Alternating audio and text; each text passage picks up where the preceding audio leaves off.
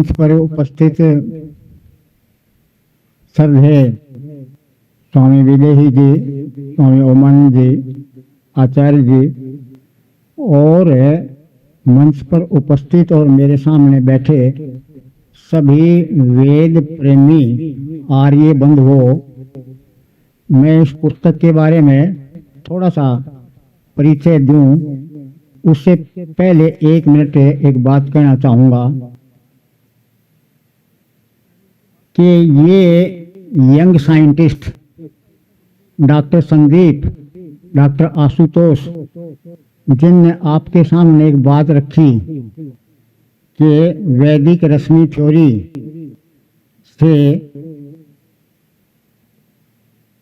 सारी ब्रह्मांड की रचना को और छोटी से छोटी गतिविधि से लेकर बड़ी से बड़ी गतिविधि को वैज्ञानिक तरीके से रश्मि थ्योरी के माध्यम से कैसे एक्सप्लेन किया जा सकता है। और उधर संदीप जी कह रहे हैं कि दर्शन को मैथमेटिकली कैसे रखें, क्या फार्मूले निकालें।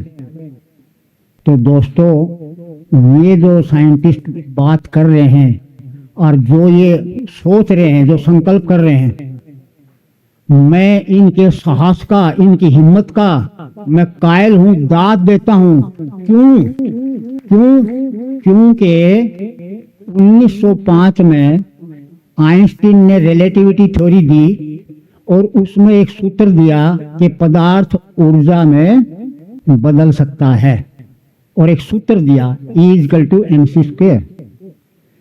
इस बात को सिद्ध करने के लिए, प्रैक्टिकली दिखाने के लिए सारी दुनिया के कितने साइंटिस्ट लगे और कितनी फंडिंग, कितनी बड़ी बड़ी लैब, कितनी बड़ी बड़ी लाइब्रेरी वो लगी और 1938 में जाके और लैब में एनरिको फर्मी ने ये दुनिया के सामने सिद्ध किया कि वास्तव में पदार्थ ऊर्जा में बदल सकता है।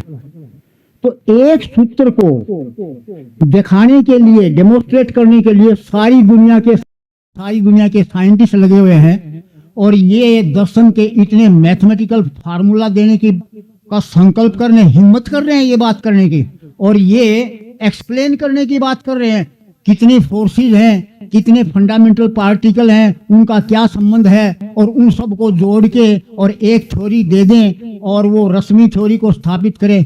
ये छोटी बात नहीं है। इतनी बड़ी बात की हिम्मत करना, करेंगे, करके दिखाएंगे, छोटी बात नहीं है, छोटी बात नहीं है। तो मैं तो कायल हूँ इन यंग साइंटिस्ट का, और ये बहुत बहुत बड़ा संकल्प है, इनकी छोटी बात नहीं है। अब पुस्तक के बारे में थोड़ा सा मैं परिचय देना चाहूंगा। देखिए, वैदिक संस्कृति की वैज्ञानिकता, ये पुस्तक है। अब वैदिक संस्कृति का आधार, स्रोत क्या है? वेद। वेद इसका स्रोत है। वेद को हम ईश्वरीय ज्ञान कहते हैं। अब ईश्वर की बातें सार्वभौमिक हैं, सार्वकालिक हैं, सार्वजनिक हैं। तो वेद की बातों के अनुसार चलना, ये हो गई वैदिक संस्कृति। तो वैदिक संस्कृति जो है वो किसी देश की, किसी वर्ग की संस्कृति नहीं है, ये मानव मात्र की संस्कृति है। इसको हम भारतीय संस्कृति कहें, हिंदू संस्कृति कहें, तो इसको छोटे रूप में पेश कर रहे हैं। तो वैदिक संस्कृति जब भी आप बोलते हो तो ये किसी देश की, किसी वर्ग विशेष की, किसी जाति की संस्कृति नहीं है, ये मानव मात्र की संस्कृति है। तो एक तो ये बात। अब क्योंकि वेद ईश्वरीय ज्ञान है और ईश्वर की बातों में अधूरापन और गलती हो नहीं सकती, इसका मतलब ये हुआ कि वेद के अनुसार चलेंगे तो जीवन सुखी होगा, समृद्ध होगा। लेकिन आज हम देख रहे हैं वेद और वेद से निकली हुई मनुस्मृति, इनसे दूर चले गए हम, नहीं ना। अब दिखाई नहीं दे रहे ना आपको, वेद की बातों को मानने की और मनुस्मृति को मानने की बात आपको दिखाई नहीं दे रही। ऐसा और क्योंकि अरबों साल से धरती पर मानव संस्कृति चली आ रही है और वेद को मानते आ रहे हैं, लेकिन अब आके नहीं। क्यों? इसका देखो एक सिद्धांत है और सिद्धांत सर्वोपरि होता है। सिद्धांत के सामने किसी की कोई औकात नहीं होती, चाहे कोई भी हो। सिद्धांत अपना काम करता है। एक सिद्धांत है क्या कि कार्य कारण का सिद्धांत है, कारण होगा तो कार्य होगा। तो इसका भी निश्चित रूप से आज ये स्थिति हो रही है कि वेद को नहीं मानते, मनुस्मृति को नहीं मानते, उससे लोग दूर हो गए, तो निश्चित रूप से उसका कोई कारण रहा होगा, कारण है, वो हमें समझने की जरूरत है। और हम कार्य से बचना चाहते हैं, परिणाम से बचना चाहते हैं, तो कारण को हटाना पड़ेगा। जब तक कारण रहेगा आप उस कार्य से बच नहीं सकते। कोई भी हो, आपकी कोई औकात नहीं है, किसी की कोई औकात नहीं है। कारण क्या? कारण था वेद और मनुस्मृति से दूर जाने का कारण था वेद और मनुस्मृति की गलत व्याख्या, गलत समझ और वेद और मनुस्मृति के नाम पर किए गए गलत कार्य।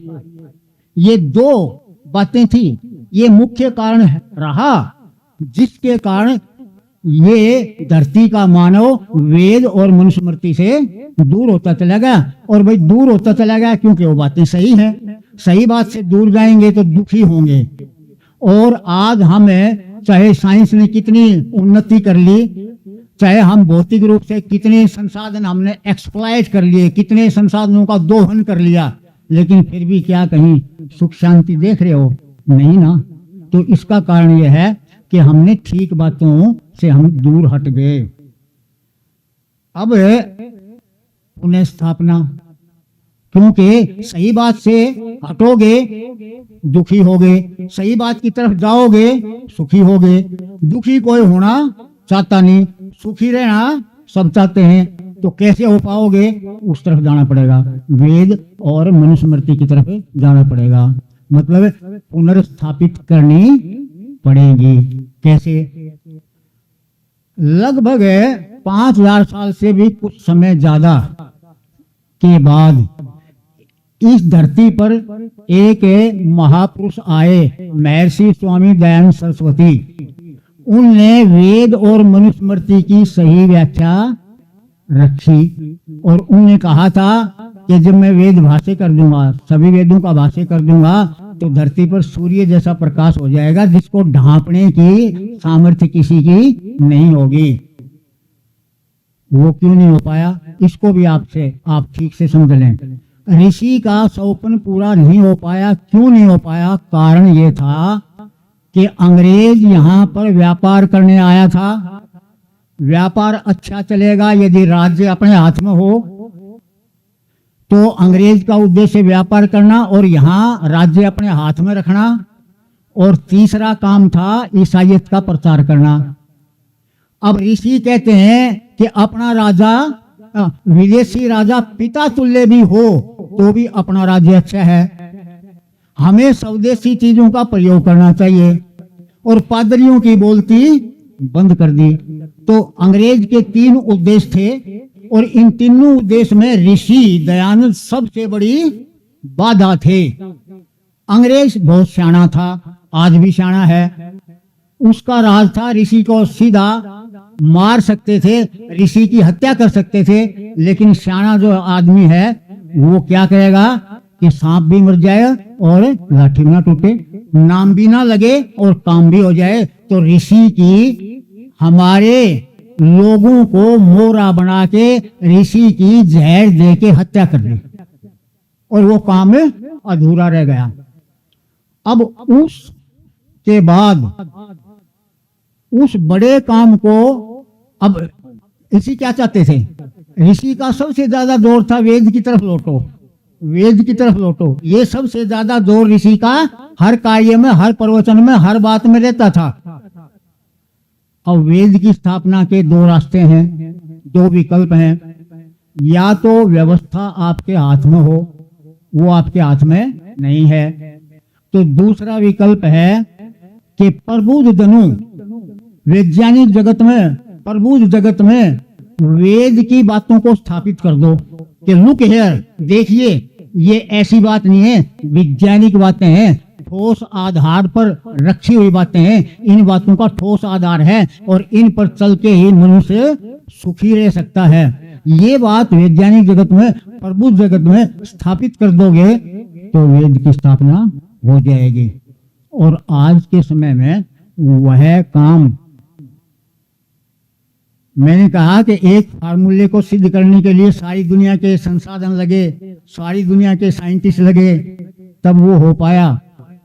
तो उस इतने बड़े काम को, वेद की स्थापना के कार्य को बिना किसी साधन के घोर परिश्रम करके, और आचार्य अग्निहोत्र उस स्थापना के काम में लगे हुए हैं।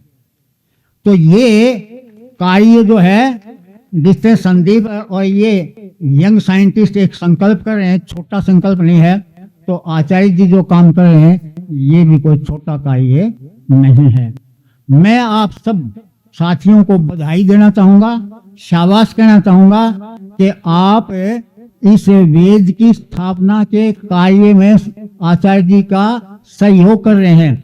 और ये क्योंकि वेद मानवता के लिए है, तो ये किसी देशभक्ति तो बहुत छोटी चीज है, ये तो मानवता की भक्ति, मानवता की सेवा इतना बड़ा कार्य है।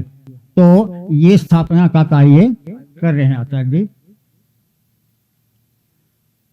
इसकी, जैसे मैंने कहा कि स्थापना की आवश्यकता क्यों है, वो आवश्यकता इसलिए है कि वेद की बातें सही हैं, गलत नहीं है, अधूरी नहीं है। क्यों? वो इसलिए कि वेद को हम ईश्वरीय ज्ञान मानते हैं। आप यहाँ प्रश्न कर सकते हैं कि आपके कहने से या आचार्य जी के कहने से वेद ईश्वरीय ज्ञान हो गया क्या? क्या आधार है, क्या आधार है आपको वेद ईश्वरीय ज्ञान है ये कहने का? क्या आधार है? ये आधार ये है, देखिए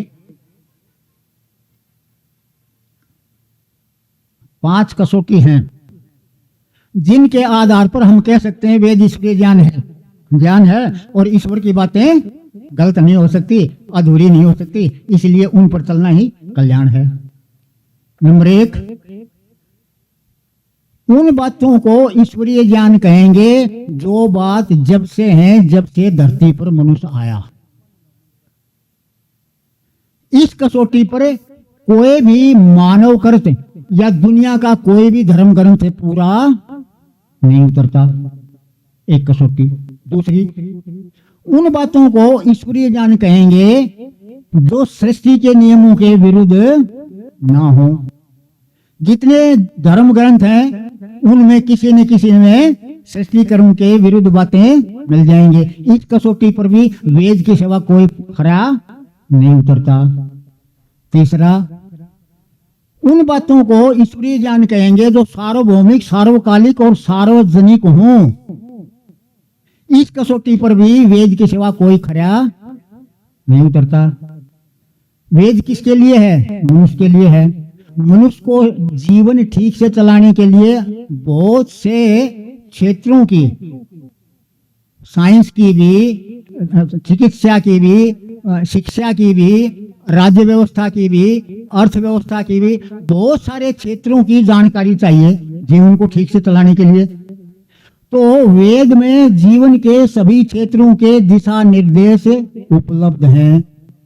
इस कसौटी पर भी कोई ग्रंथ वेद के सिवा खरा नहीं उतरता।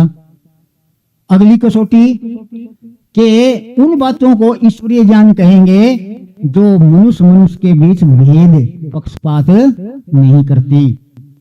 इस कसौटी पर भी वेद के सिवा कोई खरा नहीं उतरता। तो इन 5 कसौटियों पर केवल वेद खरा उतरता है, इसलिए हम कह सकते हैं कि ये ईश्वरीय ज्ञान है। और ईश्वरीय ज्ञान है वो अधूरा नहीं हो सकता, गलत नहीं हो सकता। और गलत बात पर चलेंगे दुख मिलेगा, ठीक बात पर चलेंगे सुख मिलेगा। दुखी कोई होना चाहता नहीं, सुखी सब होना चाहते हैं। हमारे पास कोई विकल्प नहीं है, चाहे आज अपनाओ, चाहे 100 साल बाद अपनाओ, चाहे 1000 साल बाद अपनाओ, अपनाना पड़ेगा।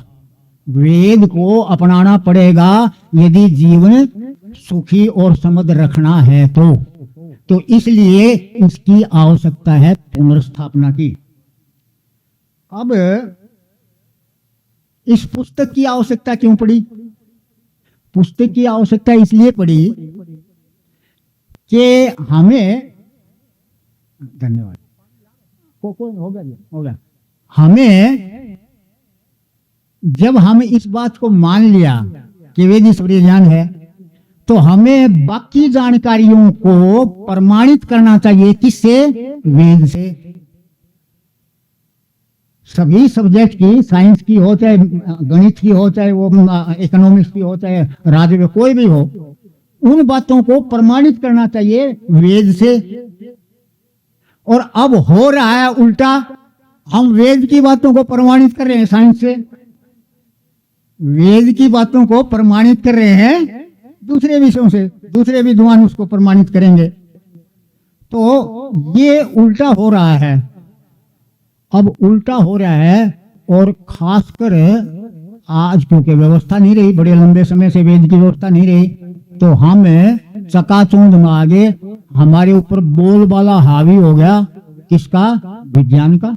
कि साइंस की बात करें, भाई साइंस के हिसाब से होगी तो मान लेंगे, और साइंस के हिसाब से नहीं होगी तो नहीं मानेंगे, है ना? बोलबाला है।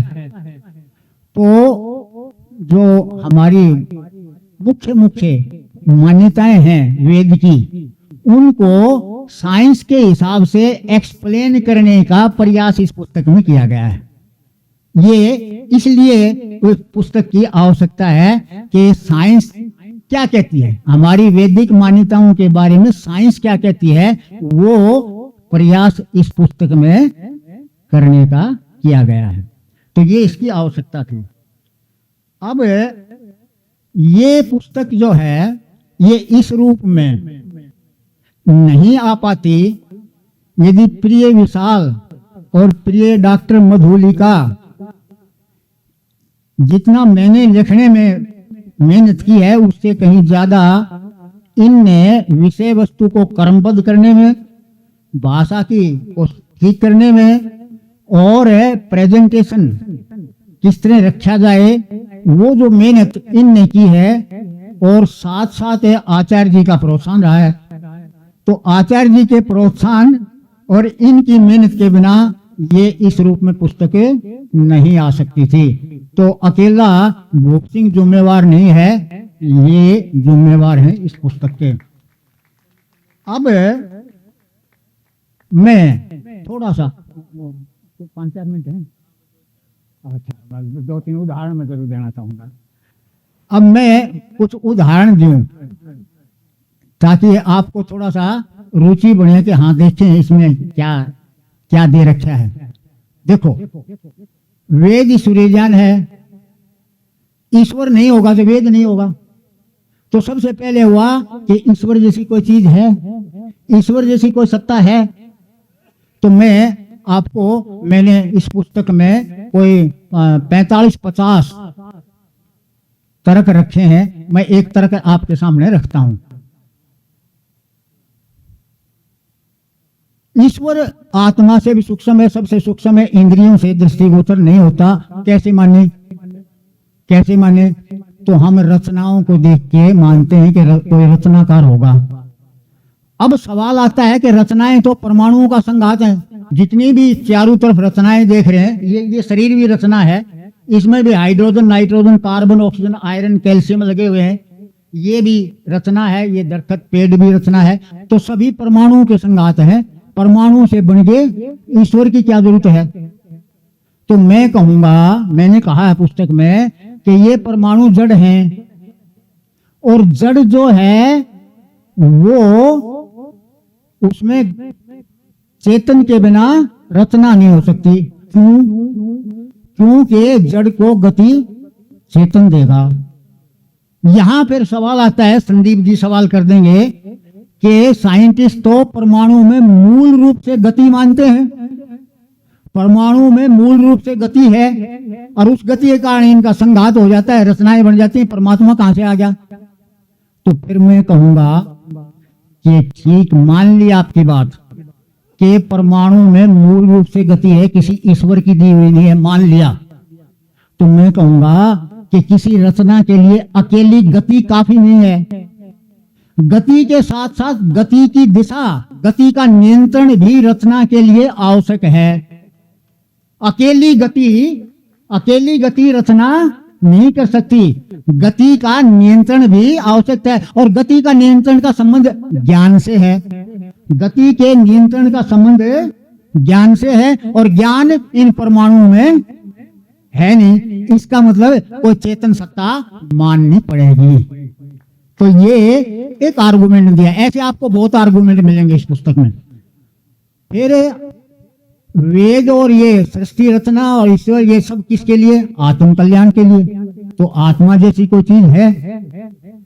तो इसमें भी मैंने 45-46 आर्गुमेंट दिए हैं। मैं एक आपके सामने रखता हूं कि आत्मा जैसी कोई चीज है।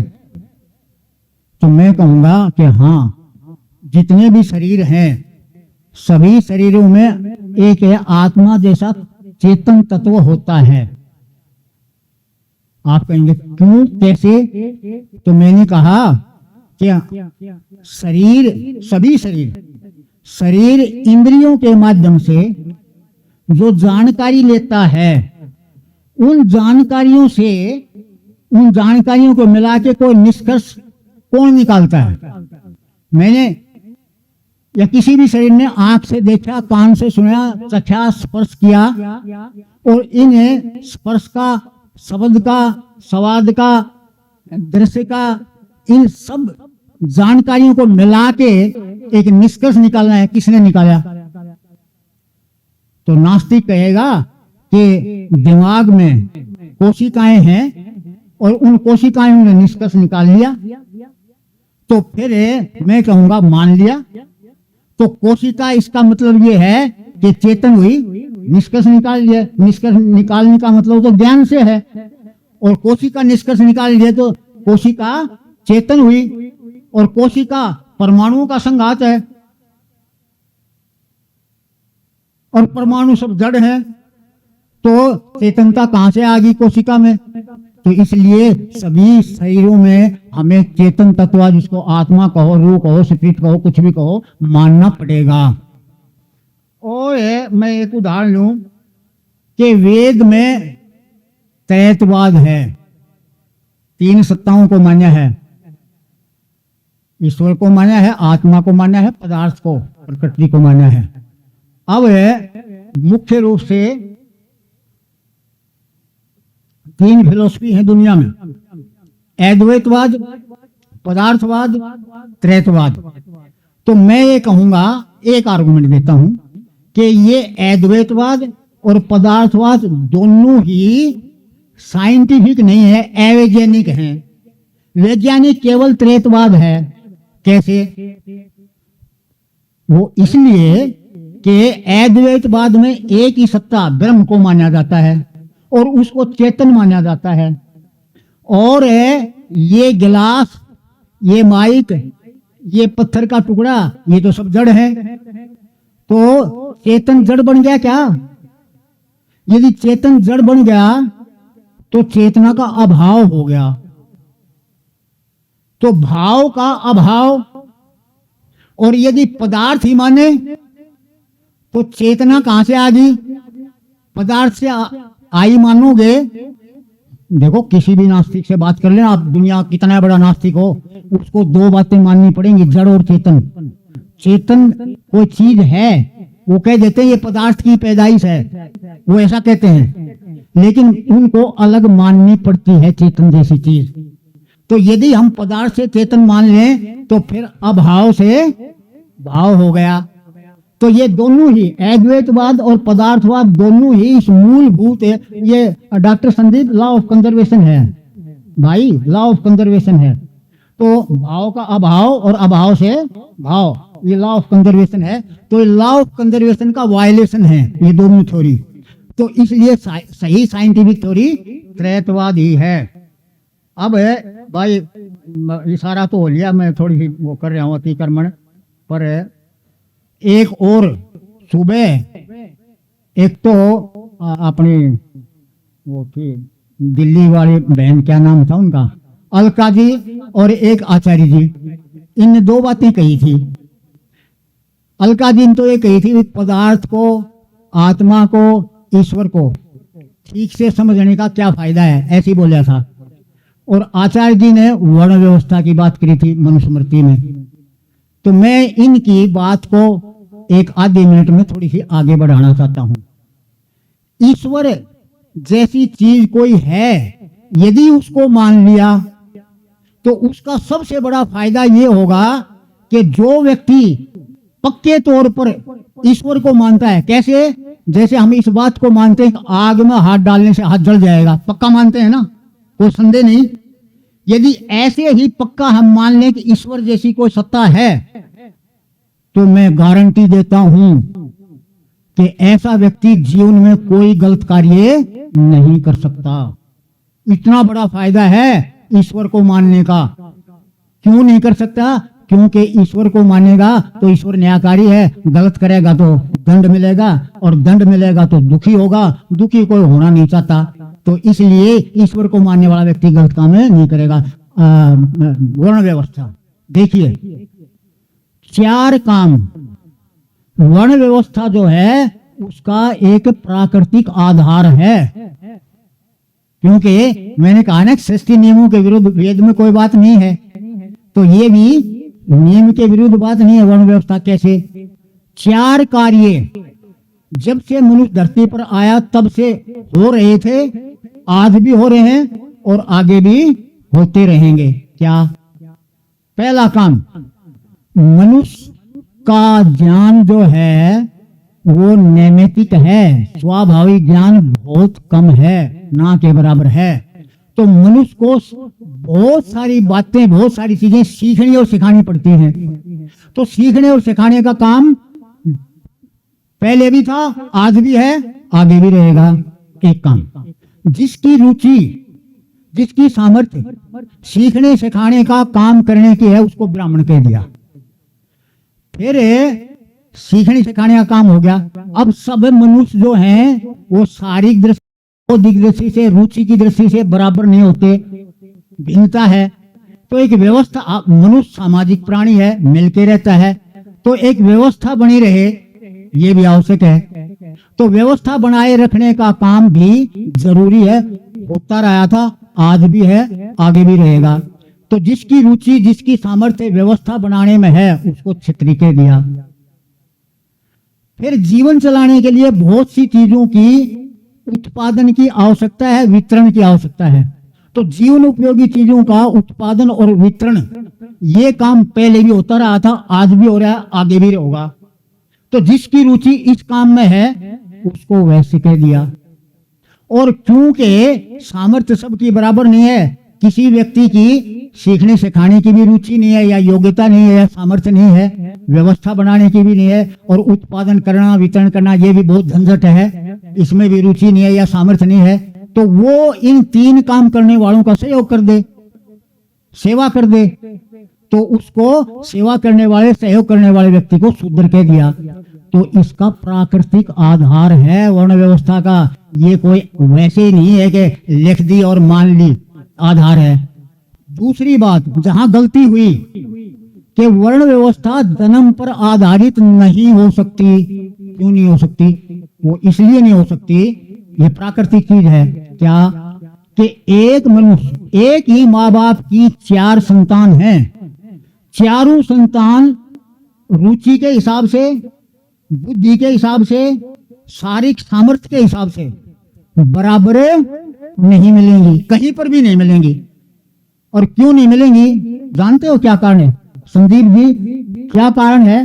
No 2 electron are identical, no 2 electron are identical.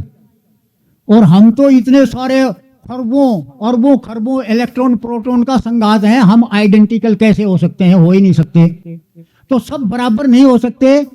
इसलिए जन्म के आधार पर के चारों संतान ब्राह्मण ही होंगी या क्षत्रिय होंगी या वैश्य होंगी, नॉट पॉसिबल, इम्पॉसिबल। तो वर्ण व्यवस्था जन्म के आधार पर नहीं हो सकती, और जन्म के आधार पर करने से ही ये सारा गड़बड़ हुआ। ठीक है, तो ये इस तरह के बिंदु जो है मैंने किए थे।